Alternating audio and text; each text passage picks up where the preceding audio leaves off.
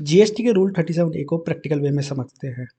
एक सप्लायर ए है, उसने मार्च 2023 में 1 लाख रुपए की इनवॉइस वैल्यू जिस पे 18,000 जीएसटी अमाउंट था, रेसिपिएंट बी को रेज़ की और उसने अपनी जीएसटीआर 1 मार्च 2023 को फाइल कर दिया।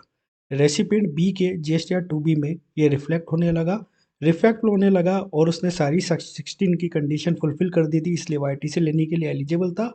तो रेसिपिएंट बी ने अपनी जीएसटीआर 3B में इस 18,000 रुपए की आईटीसी को क्लेम कर लिया। यहाँ तक सब कुछ नॉर्मल है। अब बात आती है रूल 37A की। ये जो सप्लायर ए है जिसने जीएसटीआर 1 फाइल किया, मार्च 2023 की जीएसटीआर 3B को इसने सितंबर 2023 तक फाइल नहीं किया। इस केस में रूल 37A आता है, जो कि बोलता है रेसिपिएंट बी को, जिसने इस 18,000 रुपए की इनवॉइस को अपने जीएसटीआर 3B में एज आईटीसी ले लिया है, कि आपके पास में 30 नवंबर से पहले तक का टाइम है कि आप इस 18,000 रुपए की इनवॉइस को अपने जीएसटीआर 3B में वापस रिवर्सल कर दीजिए। उससे फ़ायदा क्या होगा कि इस रिवर्सल से आपको इंटरेस्ट की लायबिलिटी नहीं आएगी। सब्सिक्वेंट मंथ में जो जीएसटीआर 3B है सप्लायर ए के द्वारा अगर वो फाइल कर दी जाती है तो आप उसका रीक्लेम कर सकते हैं।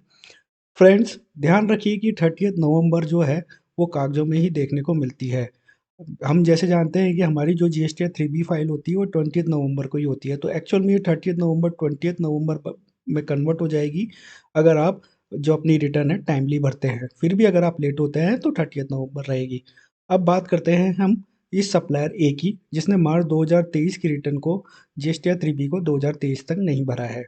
तो इस केस में या तो ये डिफ़ॉल्टर हो गया है, इसने अपना बिज़नेस क्लोज़ कर दिया है, इसका जीएसटी कैंसल हो गया है, या इसका कोई इंटेंशन नहीं है जीएसटी अमाउंट भरने का। क्योंकि आप ध्यान रखिए कि एक बार अगर 1 मंथ की जीएसटीआर 3B अगर आपने फाइल नहीं की, तो सब्सीक्वेंट मंथ की जीएसटीआर 1 और 3B आप फाइल ही नहीं कर सकते हो। तो इसका मतलब इसने 6 महीने की अपनी रिटर्न ही फाइल नहीं की है, तो इसका जो जीएसटी नंबर है वो कैंसल होना ही होना है। फ्रेंड्स, इस केस में क्या होगा कि अगर हम एक और बात देखें कि अप्रैल अप्रैल 2023 का अगर ये केस होता, तो नवंबर 2024 तक हमारे पास में टाइम था कि हम इस वेंडर को अप्रोच करके इसकी रिटर्न को फाइल करवा सकते हैं। तो एटलीस्ट हमारे को 18 महीने का टाइम मिलता है। लेकिन अगर इतना बड़ा गैप आ जाए और हमें पता ही नहीं चले कि हमारा सप्लायर जो है उसने जीएसटी 3B फाइल करना बंद कर दिया है या उसका जीएसटी कैंसिल हो गया है, तो वो सप्लायर हमारा पैसा लेके भाग सकता है। अब क्या करें?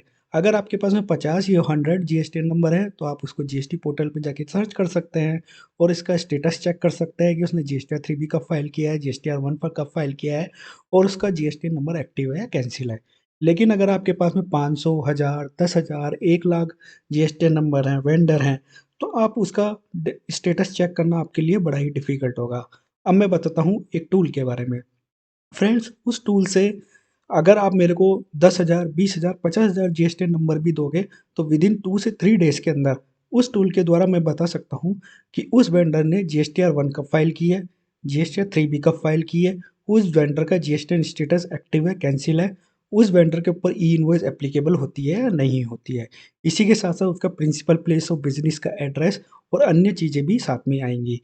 ये 1 लाख जीएसटीआर नंबर को भी मैं 3 दिन के अंदर ये सारे स्टेटस मैं जो बोल रहा हूँ वो आपको बता सकता हूँ।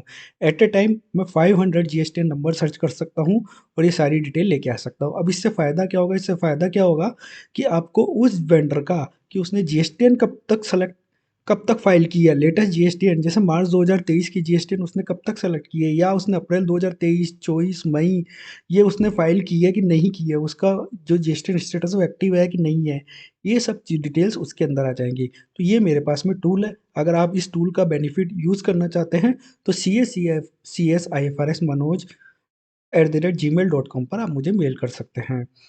फ्रेंड्स, रूल 37A दिखने में बहुत ही नॉर्मल है, लेकिन इसके जो इम्प्लीकेशन है बहुत ही ज़्यादा सीवियर है, क्योंकि जो जीएसटीएन मार्च 2023 की जीएसटीआर 3B सितंबर 2023 तक फाइल नहीं कर रहा है, वो वेंडर तो अब आपको आगे क्या फाइल करके देगा? वो भाग गया है, तो इनको टाइमली ट्रैक करना बहुत ही इम्पोर्टेंट हो गया है जीएसटी के अंदर।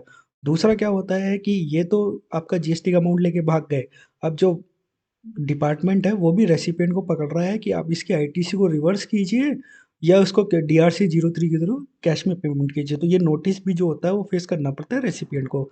तो इस केस के अंदर हमें रेसिपिएंट का जो है वेंडर जो है उसका ट्रैकिंग करना बहुत ही इंपॉर्टेंट है। तो ये टूल आपके लिए हो सकता है कि बहुत ही बेनिफिशियरी हो, आप इसका यूज़ कर सकते हैं।